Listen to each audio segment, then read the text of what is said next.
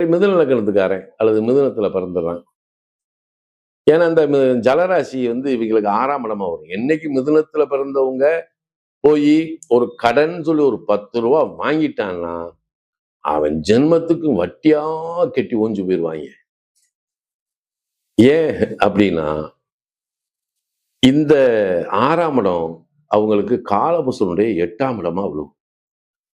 ஏன்னா ஒரு நோய் வந்தாலும் பிரச்சனையை கொடுக்கும், கடன் இருந்தாலும் பிரச்சனையை கொடுக்கும், ஒருத்தங்க கூட சண்டைனாலும் சரி பிரச்சனையை கொடுக்கும். சரி, உழைக்கிறாங்களே, பாடுபட போனாலும் சரி, இவங்க உழைப்பு அதிகமாக இருக்கும், ஊதியம் கம்மியா இருக்கும். இப்படித்தான் இதுல இருக்கு. அப்ப இந்த இடத்துல இவங்க என்ன செய்யணும்?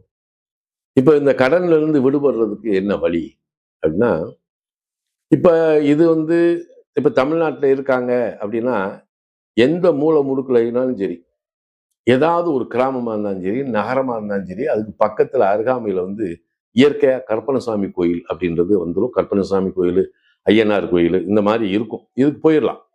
இப்ப வெளிநாட்டுல இருக்கிறவங்களுக்கு இப்ப மலேசியா எடுத்துக்கிட்டோம்னா முனீஸ்வரன் கோயில் நிறைய இருக்கும். மற்ற நாட்டுல எப்படி இருக்கு அப்படின்றது நமக்கு தெரியாது. இருந்தாலும் இதை இப்படி கொண்டு போகலாம். 2ஆ வச்சுக்குவோம். இப்ப வெள்ளிக்கிழமை கரெக்டா சாயங்காலம் 5 to 6ல இவங்க ஒரு கற்பனசாமி கோயிலுக்கு போய் அவருக்கு ஒரு மாலையை போட்டு அந்த கற்பனசாமி ஒரு 18 சுத்தோ அல்லது 20 சுத்தோ சுத்தி வர்றாங்க அப்படின்னா இவங்களுக்கு கடன் நிலையிலிருந்து முழுக்க கடன் நிலை மட்டுமல்ல ஜனவசியமே இவங்களுக்கு நல்லா இருக்கும்.